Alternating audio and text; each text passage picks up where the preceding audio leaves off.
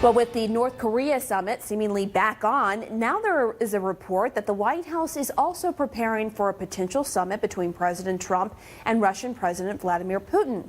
The Wall Street Journal reporting that plans for the superpower meeting is in the very early stages. Joining me now to discuss this, Ken Blackwell, former Ohio Secretary of State and a former domestic policy advisor for President Trump's transition team. Also with me, CNN political commentator and Democratic strategist Maria Cardona. Thank you both for joining us on this Saturday. Thanks, Pam. So, Ken, I want to start with you here. This possible meeting comes at a time, of course, when there is high tension between the U.S. and the Kremlin. Recently, the U.S. and dozens of other countries expelled Russian diplomats in response to the poisoning of that former Russian spy and his daughter in the U.S. Russia denies involvement in that attack and has lashed out at the U.S. for its retaliation. The U.S. has also condemned the Kremlin's support for Syrian President al-Assad. Is it likely a summit can settle these major differences? I'm not sure that the summit will solve these major differences. Look, since the end of World War II, we've had hot and cold relationships with then the Soviet Union and now Russia. Whether we like it or not, Russia will be a fly in the oatmeal in Syria, North Korea, Iran, and various other countries across the world. So it is better to keep them in dialogue and discussion as we have for all of these decades than to push them away from the table and let them engage in their mischief without our supervision or oversight. All right, so for another perspective, Maria, the U.S. intel communities publicly stated that Russia meddled in the election. Yeah. How high would the political stakes be for the president if he does have this summit with Putin? Of course, he's met with Putin before, right. But a summit is sort of different. That's right. No, I think you're absolutely right. And a summit, I think, would bring much greater expectations of two things. First of all, what is the outcome going to be? But also, what is going to be President Trump's stance going into the summit? The criticisms have been that in his past meetings with Putin, they've been very friendly, meaning that Trump has never brought up the fact that Russia has meddled in the elections, has never reprimanded. Well, Secretary of State Rex Tillerson says that he expressed concerns. The Russians had a different account. Right, exactly. The president claims he's, go ahead. It's been a little muddled. Well, but we also know that this president has... I should say former Secretary of State. That's right, that's right. But we also should remember that this president and this administration have a very tenuous relationship with the truth and with facts. So that is also something I think going into this meeting that people are going to be focusing on.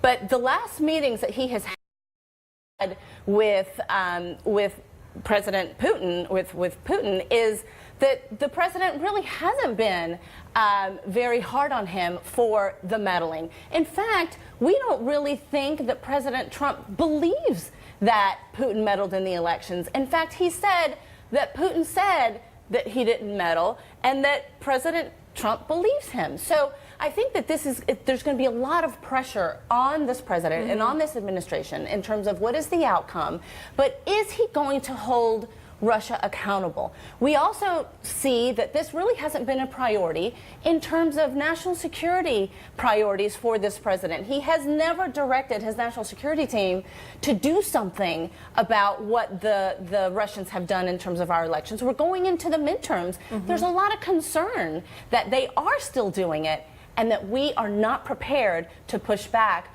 or to, frankly, protect ourselves from what they did in 2016. I mean, NSA Chief Mike Rogers has said as much, and right. Other intel chiefs have said as much as well. Exactly. But what do you make, Ken? You know, this is, of course, against the backdrop of the administration setting up this summit with North Korea, another U.S. adversary. Now we get word that it's setting up a summit with Putin. What do you make of that? And what do you think? What would a successful summit with Putin look like for President Trump? First, let me just say that Homeland Security has been working with Secretaries of State across the country in terms of the vulnerabilities of our election systems to bad actors, both domestic and foreign. So this notion that the administration is not paying attention to the vulnerabilities in our system is just pure poppycock. But there is a difference between that and holding Russia accountable and doing things in Russia versus doing believe things me, with Homeland Security. So there is a difference there, let me but go tell ahead. you, across administrations, I've in fact been a U.S. diplomat. I was U.S. ambassador to the United Nations Human Rights Commission, and we sat across from some of our nemesis, whether it be Russia or Cuba. And believe me, we know how to engage. You have a team, Pompeo, Bolton, Mattis. Don't tell me that these folks are not aware of our vulnerabilities and the threats in the geopolitical environment. They are on top of their game. Now, some folks on the Democratic side might think that a narrative that says that we're unprepared is what they want to promote. But the reality is this. These are experienced hands. This president is not only rebuilding our military, but he in fact is expanding our economy so that we in fact are the 500-pound gorilla in the room economically, and Russia is purely a second world nation economically. And so, that has look, nothing to do with our elections. It does. Homeland Security is working. Homeland Security, this administration is working against, that potential threat, whether it's the Chinese, whether it's the Russians, whether it's the Iranians, you name it.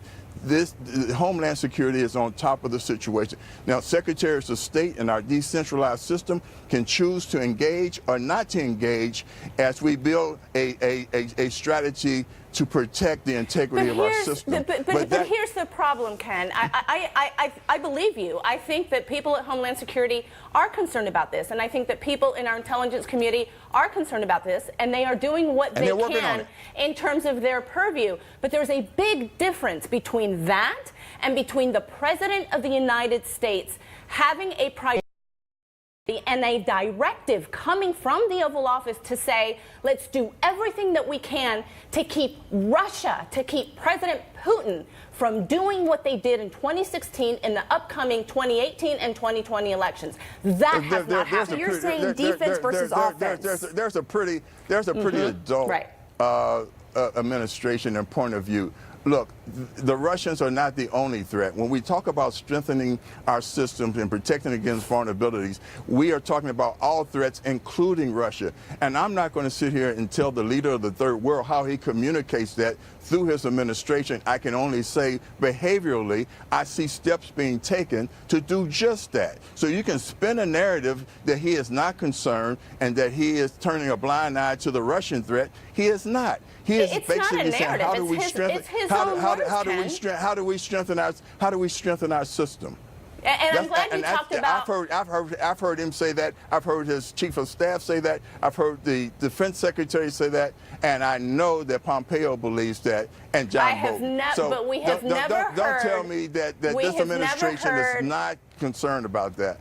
I can tell you that the President Trump is not concerned about it, because we have never heard him say, I am going to hold Russia and Putin accountable for what they did in 2016. That is the bottom line, Ken. We haven't heard that. He talks to his team. He talks to his team. And believe me, that is what behaviorally, we might have people in the administration that are concerned about this. Behaviorally, yes, but behaviorally from the President of the United States, he has not cared about this. It has not been a priority. I think he likes what Russia did. Thank you both, Ken Blackwell, Maria Cardona. Thank you.